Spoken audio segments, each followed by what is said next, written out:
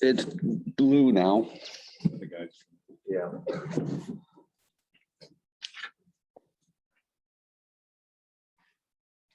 Let's see.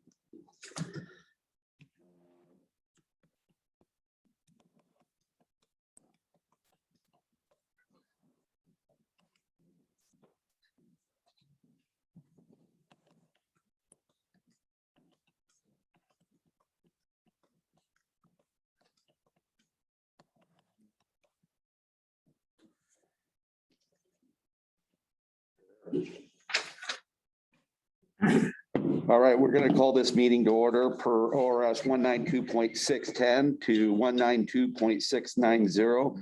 The meeting is being recorded for anybody in the public. We'll also get it loaded onto our website so that you can view it at any time. Right now, Nita, if we could. That's who just called Ken.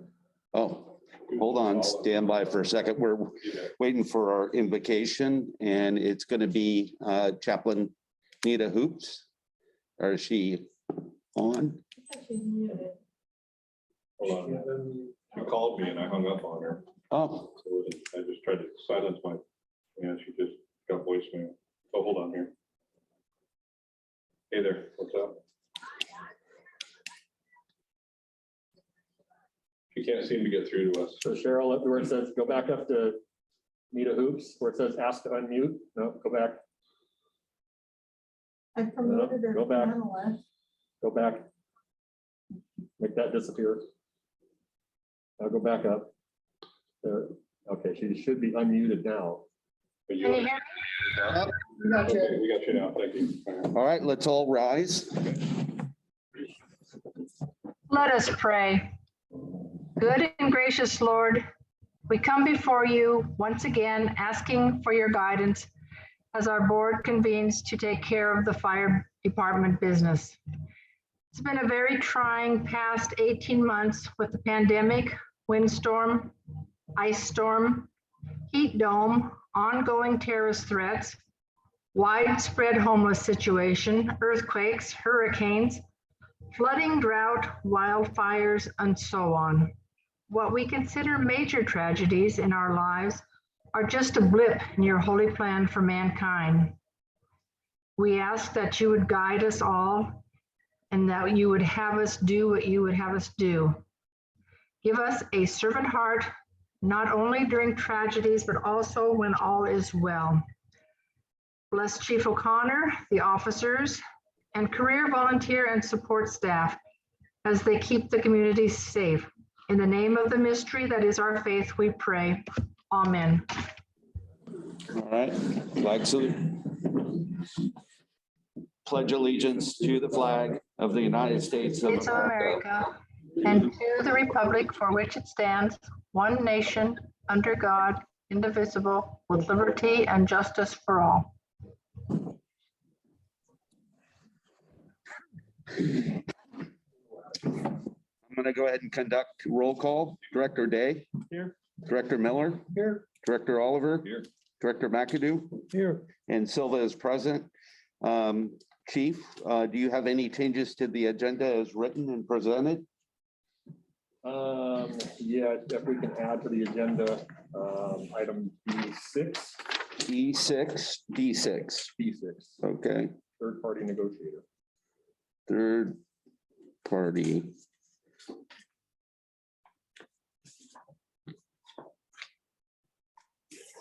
Okay.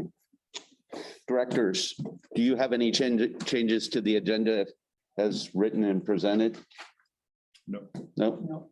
I do. I would like to have a discussion on ending the transition committee between Clackamas and Estacada that we were doing for years. So I'd like to discuss that, maybe B7 or something. Okay, B7, discuss.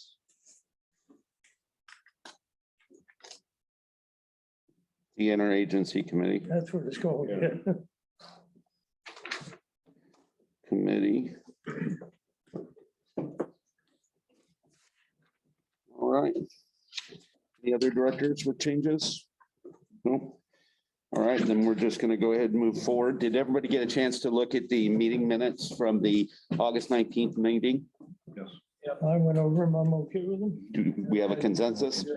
Okay, then we will get those signed as written.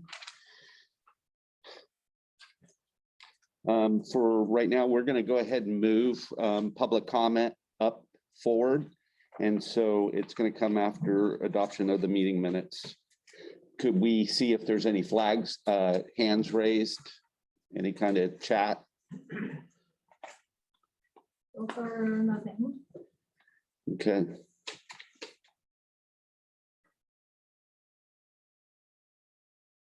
All right. If not, we're going to go ahead and we're going to proceed to business items. Did everybody get a chance to look at the bills?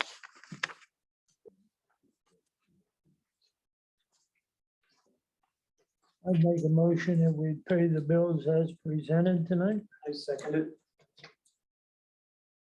All right, I have a motion on the floor made by Director McAdoo and seconded by Director Miller.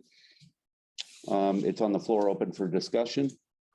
Just have a point of maybe clarification with it. And that we have approval of bills paid as presented, meaning that you have the bills in front of you. We've already paid some of those obviously through EFT and that we're not Right. actually approving the bills. Yes, Yeah, not all of them, just that. it's everything that's in the packet. That's what we normally Just want do. to make sure that we're all on the same page here. Yeah, totally.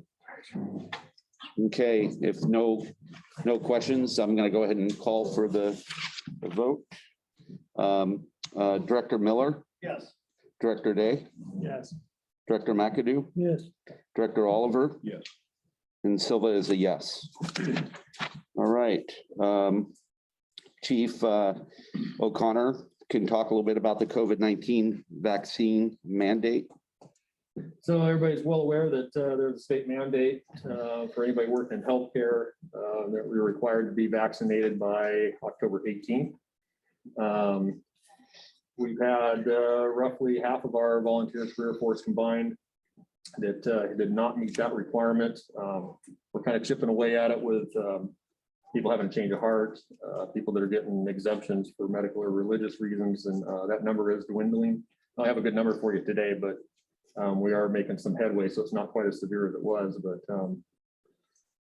penalties for that, if we have people that didn't do it, that were still working here, $500 a day per person, that the district is responsible for. Initially, it looked like they were going to hold the individuals accountable, but that's not where it's going. Our neighboring districts have the same issue where they have people that aren't vaccinated, don't want to be vaccinated.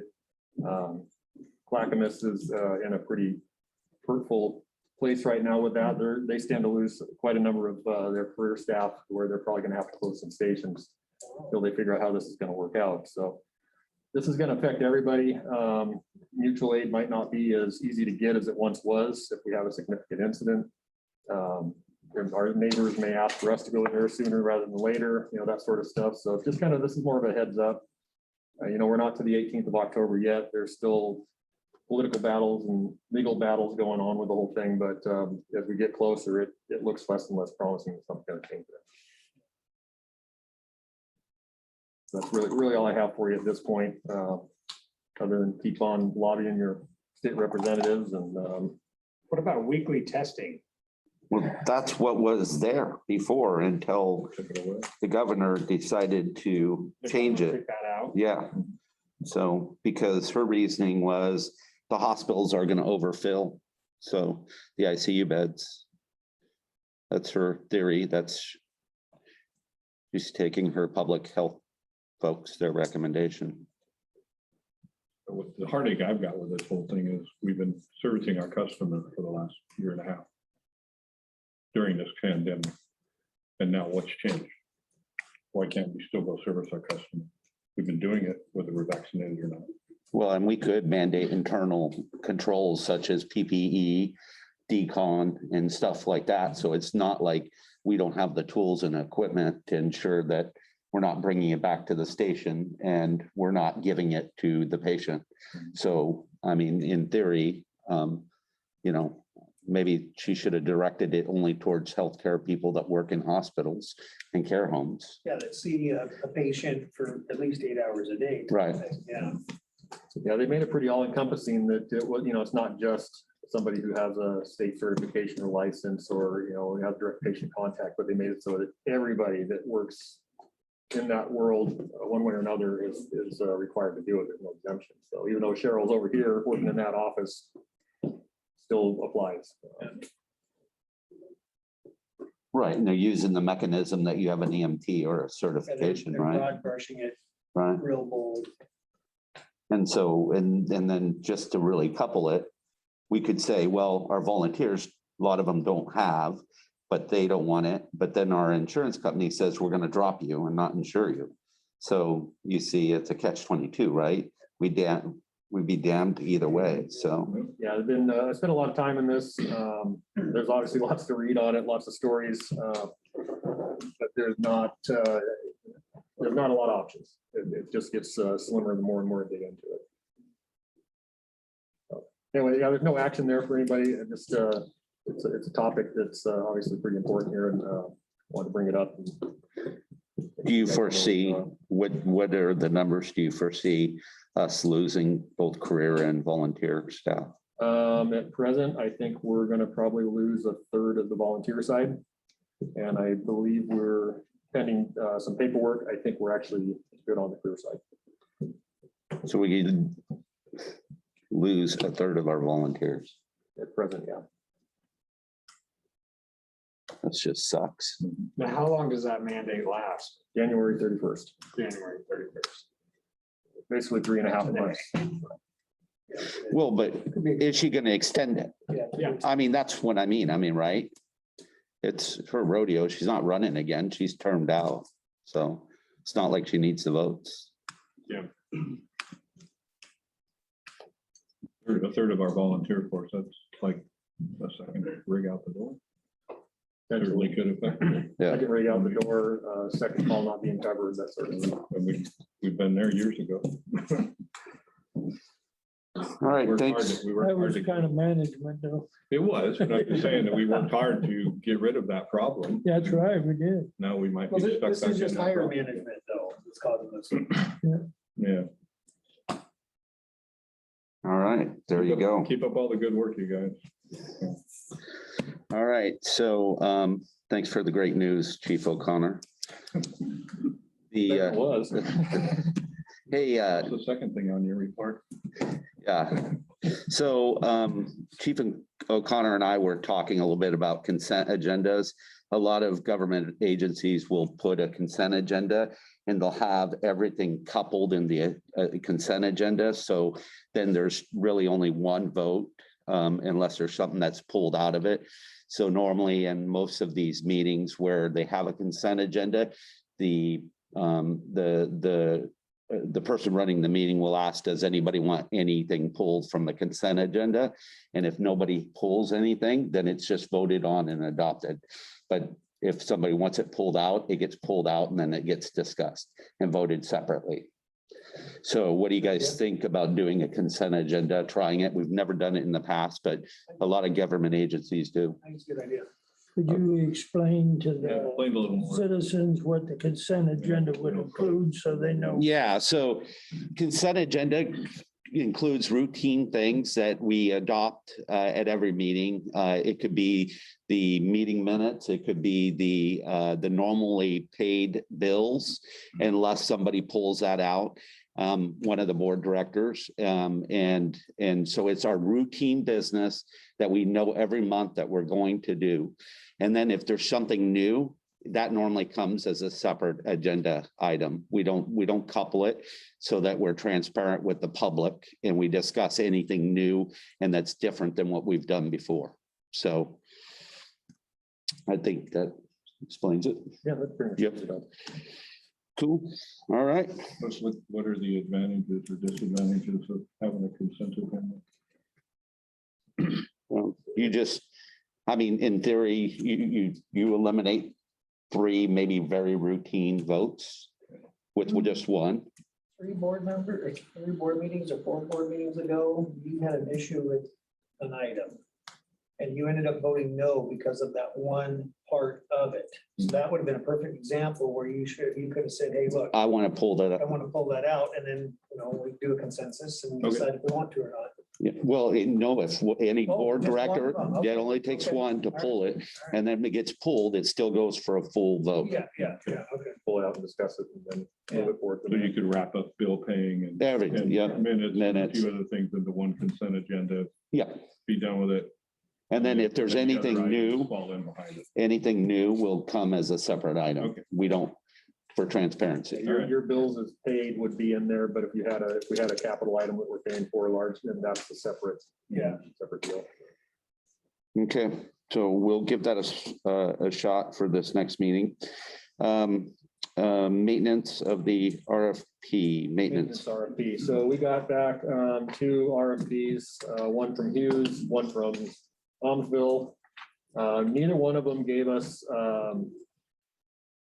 an annual contract, so to speak. It's a contract, but it's on an hourly basis. So like with Clackamas, I think they presented a contract for 105,000 or whatever it was. Almsville is saying, here's our rate, $70,000. We'll do all the stuff that you want, or not 70,000, $70 an hour. Work for you, and we'll do all that stuff that you want us to do. Hughes has varying rates depending on what you want them to do. But again, it'd be a contract to do those services, but it's not a set amount. So Chief Smith put together a spreadsheet on what we asked for, what they responded back with, and included Clackamas's contract in that. And you guys can take a look at this, but long story short, if we were going to do this, the recommendation would be go with Hughes. My recommendation based on this information here is that we just keep doing what we're doing, which is if we have an issue, we call whoever's available to do it, which would probably be Hughes anyways. How long has that been working? So far, so good, which we haven't had any significant issues. You don't have any real complaints about what we've been doing. Not yet, no. Everything So- seems to be going just fine. It gets back to pay as we go. Right. I kind of like that I concept. like that too. So my follow-up to that is this is what I'm proposing for the interim. We have one of our volunteer firefighters who is also a diesel mechanic and is currently pursuing his EVT. So what I'm trying to set up, and I don't have a good plan for you just yet, but we would hire him probably at the first of the year to take care of our apparatus maintenance needs on a part-time basis. But we need to make some budget adjustments and things like that before we can do that. I gotta have more presenting it. One of our career, so this is going back to John and I's day in the 80s. But one of Croker was one of our EMT3 paid firefighters. In his shift, his only responsibility was maintenance of the apparatus. So, I mean, that would be maybe in the next hiring somebody like that, then that kind of is what they focus on for their project. I think we have some possibilities for some partnerships here locally with maybe the school district or the city or something along those lines for facilities to do our maintenance in.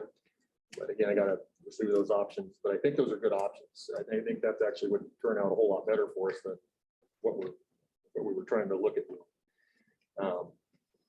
We could use this person not just for vehicle maintenance, but building maintenance and all the above, and we're not having to farm all that stuff out all the time. We gotta get there, you know. Cold Fire has one of their volunteers who's doing the same thing, getting his. Yeah, but he's not Yeah, certified. but he's just about. he's Yeah, getting- I know, getting ready to do that. I've known him since he was like 6 years old. Oh, yeah. Mike, he's a good guy. So I think we're on the right path. You Yeah. know, I think this is the best route to go at this point. Well, I think paying as we go opens up some avenues to maybe do other things also. We get into a contract with somebody, we're kind of stuck here. Right, to see if it works or not, right? Huh. Well, I don't know, the stuff's got to get fixed, so chief, At the Thanks. moment it's working. yeah, If we've had it. Yeah. Okay with that? okay. We also, the Wildland Urban Interface Grant, So the WUI grant is where this has landed. So back in May when I was here, there was a meeting after the board meeting with McAdoo and Abel and myself with one of the state representatives about some potential funding there through a House bill. Money fell apart as far as Estacada getting any out of that bill. Long story short, Fire Marshal's office was contacted by the governor's office to fund our project. But they have to do it out of their budget. So trying to figure out a method to make that work.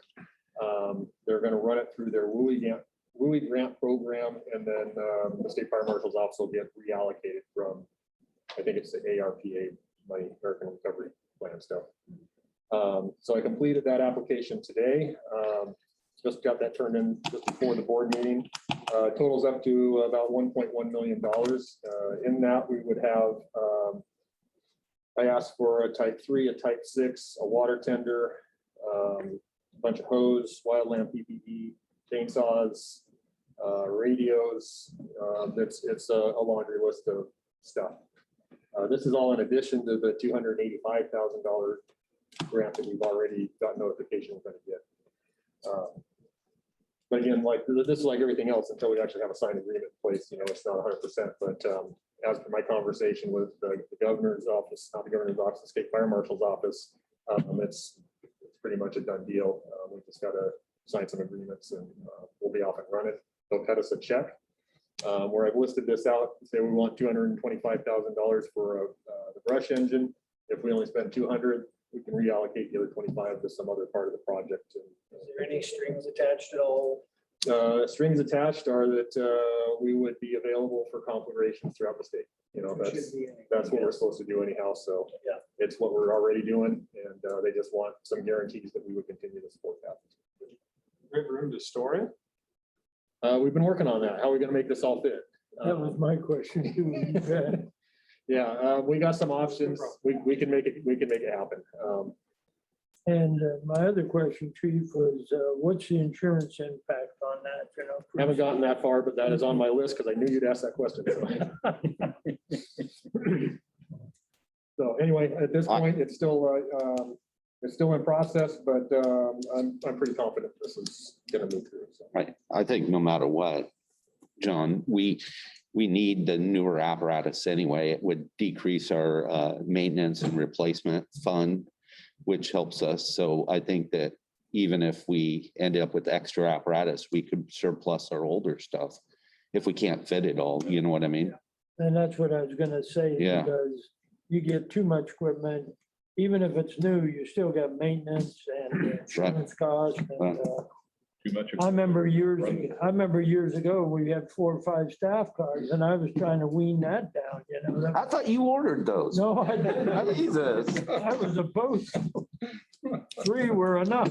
We're gonna pull that purchase order up and see your signature. Yeah, that's it. Yeah. I think the one item we'd be heavy on is tenders, and so I'm plotting for how to make that work to our advantage, to where we would still have that third one, but I think we could work out a shared agreement with a neighboring agency that's kind of in need at the moment. So It's true. there's some options that way. as well. Yeah.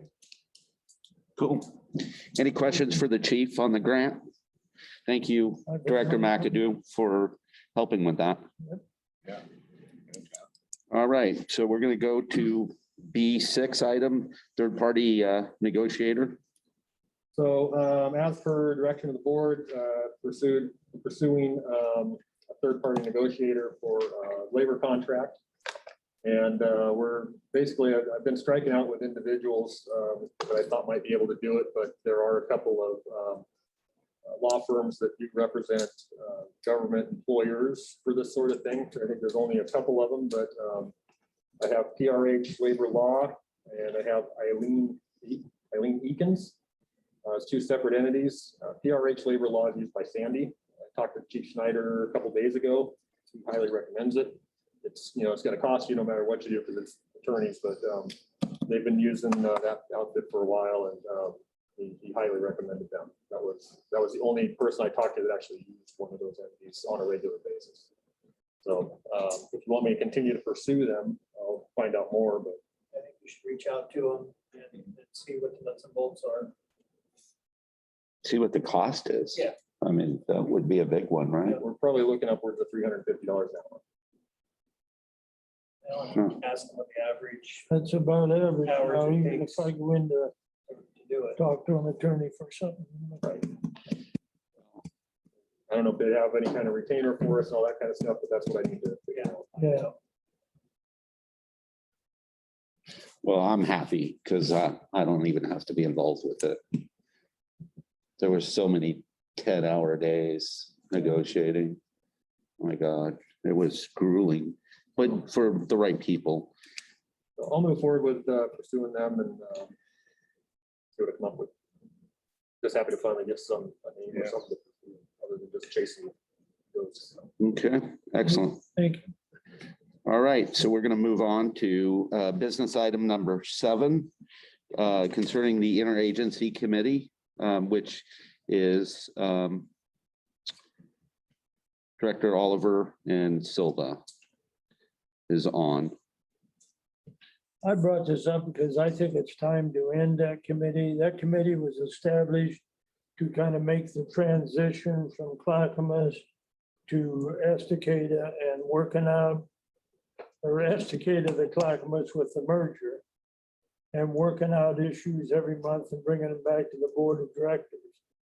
I see this now like it used to be when we was Estacada Fire. The fire chiefs met quarterly or monthly and discussed all the issues that they had with each other, and they took care of all of that. So I've even heard rumors that Clackamas Board of Directors is wondering why this is still going on. So what's your opinion on that? So I met with Chief Brown on Monday. We got together for lunch and talked about anything and everything that could possibly be going on here. But that did come up on his end, saying that, you know, if Estacada really wants to meet with that committee, they will do it, but they're not pursuing it. They don't feel there's a need at this point.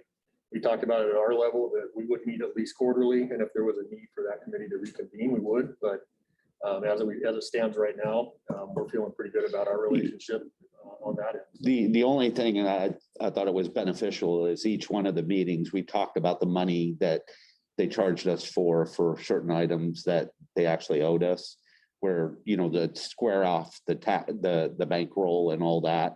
So that was the only important thing for me, but that's squared away. Then, I Well, mean, we're just about ready to finalize dollars with Peters with our contract and service and get that put to bed. Is that something you can finish up, Chief? That, Whatever they're working out? Well, he hasn't been involved in it. Yeah, yeah, we talked about it the other day, but he and I will meet with Peters and whoever Peters wants to bring on his end for that final review of, you know, what we're gonna owe them at the end. Because we still owe one more payment, less whatever we are getting. so I'm okay with it going away. I don't have a problem, but if there's something that's not being squared away between leaders, we still need an avenue to go to their 2 directors and tell them to cough it up. And, you know, this is our numbers and this is what your folks are saying. That would be the only reason to have another meeting And with them. we had discussed having a meeting with Sandy, Estacada and Clackamas, like in September. I don't remember. Months. Yeah. It was like three or four meetings ago. They were just kind of brought, I think I brought up the idea Right. that all three districts meet. Maybe that's what we do, and then we're out of it, you know. Okay. Well, I personally believe it should be the chief officers heading that up, so Yeah, doesn't matter to me. that's where I believe it should be. Haven't heard about a meeting yet for this month. no. We haven't been contacted about it. So. Hey, since I started my new staff job, right? Mhm. I am so tired of meetings. If you want to take meetings away from me, I'm okay with it. There you go. I know I'm tired of them, and I have this one, I'm running all the time. I get burned out. Well, let's not worry about this month, and if they contact us, then maybe we'll do it. Or Do you whatever. guys have a deadline of when you're gonna have the dollars all squared away? Yeah, I'm just gonna try and wrap that up by the end of September for sure. I'm gonna plan on getting together with Cheryl and digging through the AP files and dig out all the ones that I know. Timeline of what's July 1st. Okay. Maybe we can stop talking about Fred after that. Yeah. No. All right, committee reports, interagency committee, Silva, Oliver, nothing, I have nothing to report. So, yep. All right, staff report, Chief O'Connor, your report? You guys have my report in there, and basically it's just the regurgitated weekly reports that I send you guys by email.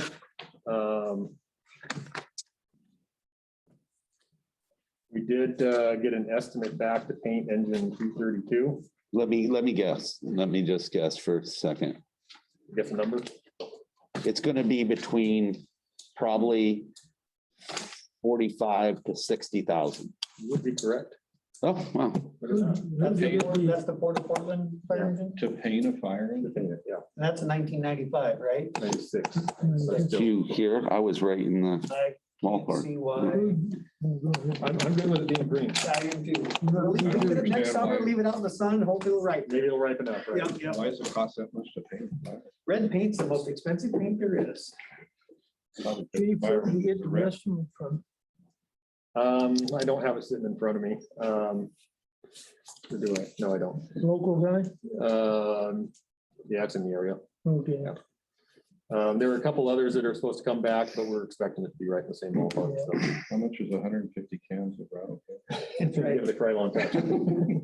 Actually, just parked on the street with a whole bunch of red cans, but they're sitting there letting the kids just. Yeah. I remember we used to paint them in the station, Multnomah County District 12, we painted here. One night I primed it, we had it all taped off, I primed it, and the next shift come in and painted it. It came out real good, we did a good job. We're not gonna make you guys do that, I promise you that. He was volunteering, actually. That's what the newbies show. Yeah. Our sewer line repair, we're still getting estimates back from that, but the guy that originally came out that I think did the repair report you were talking about, Yep. he's saying due to the increase of materials and everything else, that project is looking to be in upwards of $50,000. Yes. And he doesn't believe that another vendor is gonna be a whole lot different, you know, it'll be one way or another, but that is gonna be expensive as well. And that's one we're gonna have to do. It's not. Yeah, we have a ticking time bomb. Right. So that's just, it's coming down the pipe. Like I said, I don't have it together for you, but it's coming, and that's kind of what the numbers look like. Let's see, other than that, I plan to not be here the first week of October. Take some time off there and go chase mule deer. I think for the chief's report, unless you guys got anything on what you have in front of you. I looked it over, Chief, thank you, I appreciate them, I think we all do those weekly reports. Yeah, that's very much. The only thing you might notice different is that I now got some information for you in there as far as how many calls we ran in the month of August. Yeah. Yeah, that was good, It's helpful. yeah. So who's gonna be in charge while you're Chief gone? Washbrook will most likely Oh, okay. be in charge. And the other chief? Oh, Chief Smith is here, but, I better add that too. I did, one interview today for deputy chief. I have two more next week, but, we did whittle it down. At least we got a ranking, of the 7, 1 dropped out for personal reasons. So we did a panel interview for the other 6 and, did the first one today. So hopefully by the end of next week, we'll know who that is. I might add, just for information, I'm gonna be gone the first week of October to the 2nd through the 12th. So I'll be out of state. Back east? Yeah, but I'll be available by phone or computer or whatever if you need me. All right. Financial report. Any questions on it, directors?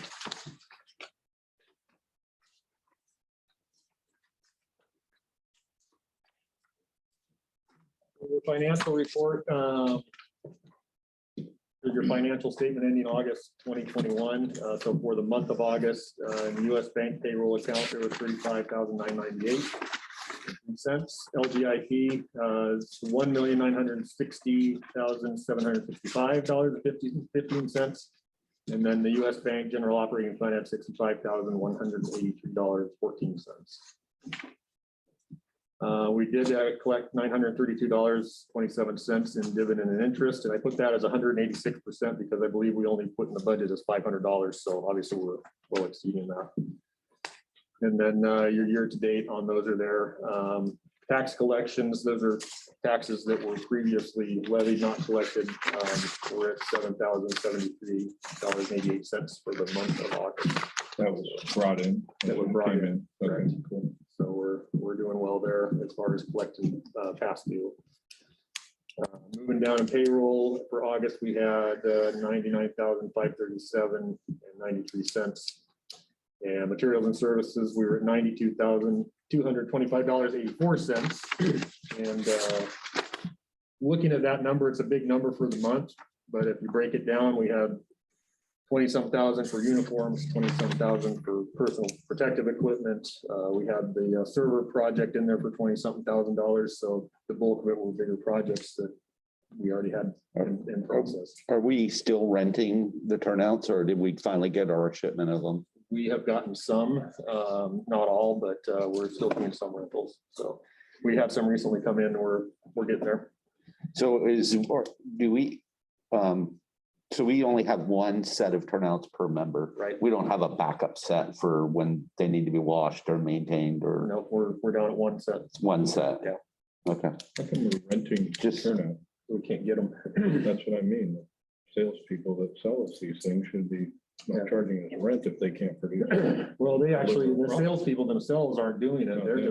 They're flat out just saying, yeah, we can't get it to you until this point. So we had to find a third party company that does that kind of thing. Otherwise, we wouldn't have people out there. No, I know. So if let's say they go on a call and their turnouts get contaminated with something that maybe has to be shipped out or gets torn or something, how do we get them a replacement set of turnouts? Do we rent them? We would Or have is it to- renting pretty quick? You We can would do have to it? call that rental company and we probably can get it pretty quick, but there's no guarantees. So I wonder It's if there up to should a be, week. I wonder if there should be a couple of the common size, like an extra set that, you know what I mean? It just, We hope to get there, but at this point, we Okay. just need to get our Get people, what we can get. right, get what we can get. right. This shortage of supplies is everything. It's turnouts, it's equipment, SCBA parts, you name it, it's just taking time. Hot sauce packets of Taco Bell. Serious. Priorities. You're talking about hot sauce. We're talking about I turnout. know. Just saying, he says it's everywhere. I'm just confirming that it's everywhere. So. What was I here? But anyway, I think we're all caught up as far as bills go. Things are looking pretty good. And we have our benefit check to SEIS every month for $15,649. And we're caught up on that. We were stuck where at the end of the month, we're saying, oh, we have this one check. We have to get it by the first. I think we're up ahead of the curve now. And I think we're in a good spot as far as that goes. I still have some outstanding bills I'm finding where we had things that were supposed to have been canceled. And this is stuff that went on prior to me being here. We have a bill to image trend that I think we've whittled down to just below $5,000. That was actually $6,000 or $7,000. It had to do with importing and exporting EMS information for reporting software. It's something we don't need, we don't use, but somebody else was supposed to have canceled it. It's canceled now, but I'm running into a lot of that kind of stuff where they're just little miscellaneous things that have continued to accumulate, and we're making those go away. So keep looking for all those little costs that we don't need. We made the switch from Gusto for payroll. They were not serving us very well in the least. So we made the switch to paychecks and that is going so much better. Cost us a little more, but it's well worth it. We talked about, at least myself and Director McAdoo talked about how we move money out of LGIP into payroll, in the payroll account. And we were going to do enough for a 2-month period. But we were actually, as of today, we're going to go away from that because we were now on a every 2-week pay cycle. So we only need to do a month at a time. It's the want there is to be 2 weeks ahead. So. Well, and that's good because we would lose a little bit of interest on the Right, account too. Right. So the 2-week pay period is going to benefit us a little more that way too. But that was just something that we realized this morning and that's the way to go. So. Because that interest is really helping us there. But on the plus side here, I mean, we're a matter of weeks before tax money should start rolling in. Mid-October, we should start seeing some of that, and it'll really ramp up by November. Let's see, I feel like I skipped something there, but I do have a gal I worked with, was a chief financial officer for another district. Had a meeting with her last night about coming in to help with the finances, help with some training, help with the audit, look at our whole financial picture, where we're at, do some forecasting, and supposed to let me know on Sunday if that's something that's going to be doable. It would be extremely helpful for me and Cheryl. It'd be good for the district to look at, where can we recognize some savings and some other measures to help our financial picture. So if that all works out in October, I would have to review the financial report back, but we'll see how it goes here next few days. How is the audit going? What part of the process are we in right now? We were ready for them to come in was it last week or week before? Last week, and they canceled. Really? Yeah, which was surprising, which was glad that they canceled, because we were ready, but we felt like we were really just scrambling. And they haven't rescheduled yet, but they're looking at October, maybe even November. So I'll take it. That's a plus at this point. We had to find some other information that was still floating around, getting the QuickBooks download from Clackamas, which we got that just the other day. That's something that they were going to need, and we were scrambling all to I find was out. That wondering how that was gonna go. I see this audit kind of being a rough one. To be honest it will with be, you, yeah. because of the Clackamas deal. Oh, yeah. It's So pretty well known. It's going to be Yeah. a rough one to go for Yeah. sure. All right, I think that's my financial report. Yeah, I've got one question that might help alleviate a little bit of paperwork. But these bank statements with the checks going out to everybody to look at. We used to, when we got the bank statement, one of the board of directors would open that bank statement and look at all this information and sign off on it. And then we always had the checks that we signed, looked at the invoice, the checks there, so we knew these. So if you open the bank statement, you can run over there real quick and make sure that there's no check stand out there that we didn't see in there, and you compare signatures. So if you want to do that, and if the rest of the board's okay with it, that could save you a little paperwork. So you don't, and instead of giving you that piece right there at this meeting, right? Yeah. Yeah. All we need is, whenever the bank statement come in, they would call, or when one of the board of directors come by, they would open that bank statement, and they'd look this statement over like this, look at all the checks, signatures are okay, there's nothing phony. So a couple of ways about that. So we did what you see there. That stack was actually ready on Monday this time Yeah. around, which is an improvement. Part of the struggle that we're having is that we're not getting the bank statement until the 15th or 16th. And so we're trying to put this together. I can't get it together the week before like I want. It's ending up on the Monday, Tuesday, because I don't have the information. So there's a couple of ways that we can probably get around that. And that's with the online banking, which I believe you might have access to. Probably, yeah. Yeah, So, we can get that figured out. we could Then you figure can that get out. Bank statements like the first day of the month. We could get it the first day of the month, but we can also tie that into QuickBooks, and then it would auto populate there, and we can eliminate some work that way, and that would help. It would help us in here at least speed up the process, so that's not all we're doing for the first part of the week. Yeah, I just wondered if you could eliminate some extra work there. Yeah, no, we could certainly do that if everybody's up to that. But the other part about the bank statement is with financial controls where they are now, it's best practice for a board member to not sign off on the statement, but one of staff to sign off on it, because only the board can sign checks. So it should be one or the other. So you can have staff signing checks and you sign off on that, or vice versa. And that's probably going to come out of the audit. I expect you'll see that in their financial report. Well, for years, somebody would, McAdoo or myself or Dr. Thorson, yeah, would initial just opening up the bank statement. It's not, and then never be, and through the audit, they called it a good control, and it was after the embezzlement. Yeah, they recommended that. Yeah, Yeah, that's a recommendation that has since gone away.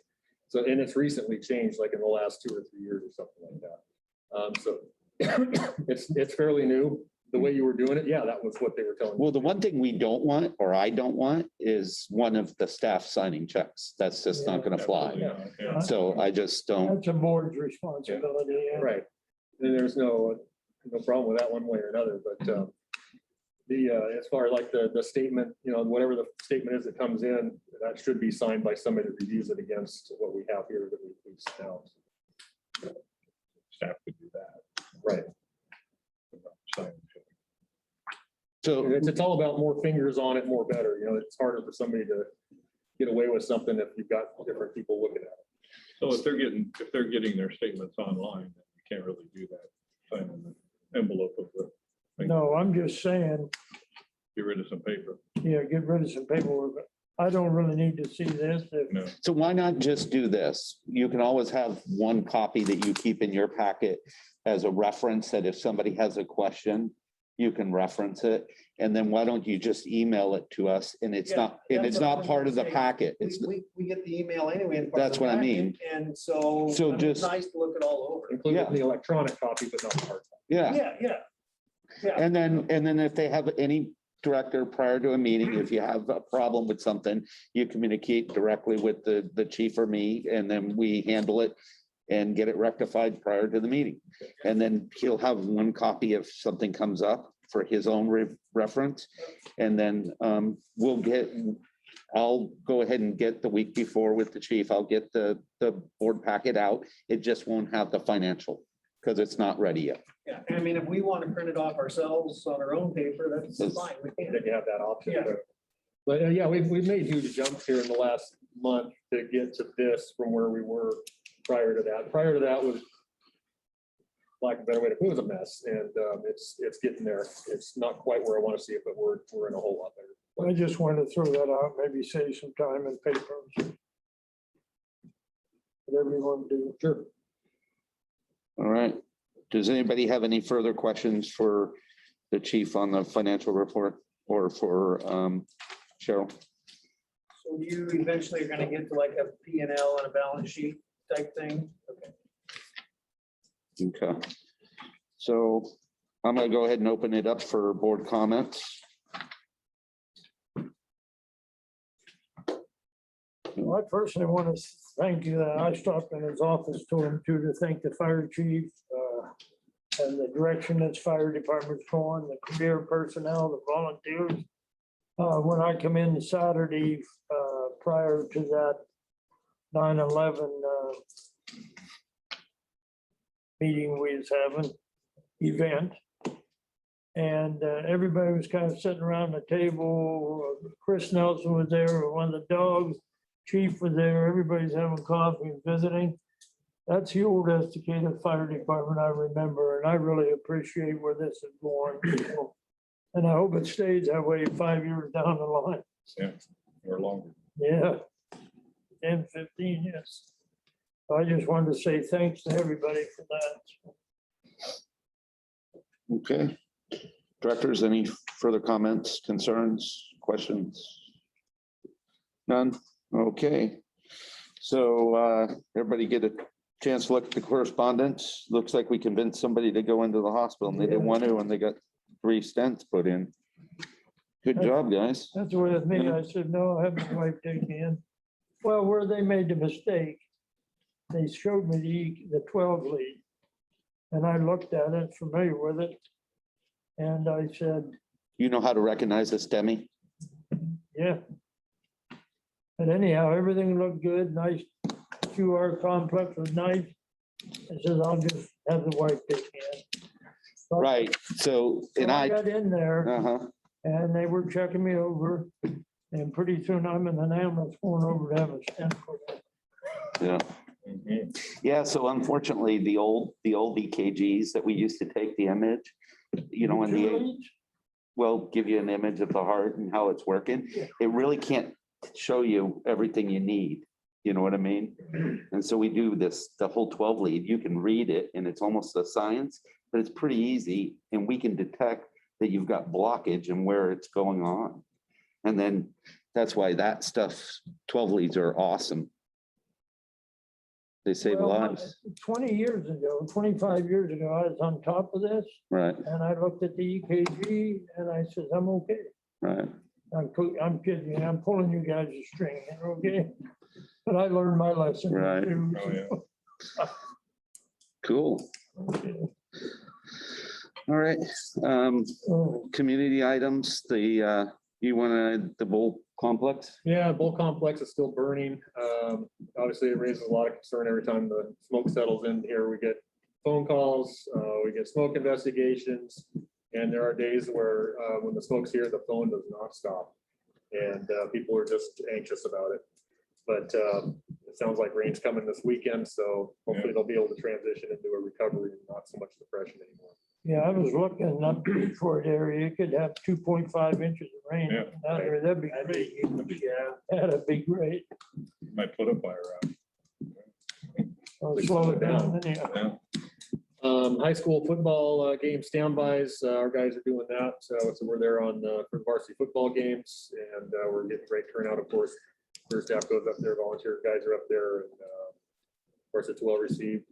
We did the 9/11 event at the Veterans Memorial here in town this last weekend. They were extremely happy to see us all there. Apparently, they normally have like, they say 9 to 14 people show up, and I think there were about 50 people there. So we were probably happy. So anyway, we keep on the community items, keep putting ourselves out there. Yep. Awesome. Appreciate the update on that. The community really loves their fire department. They love to see them when they do that. The next meeting is going to be a regular board meeting on Thursday, October 21st, 7 PM. And with that being said, any last minute items, directors? Chief O'Connor, anything last that you can think of? All right, with that, we're going to go ahead and adjourn this meeting. Sweet.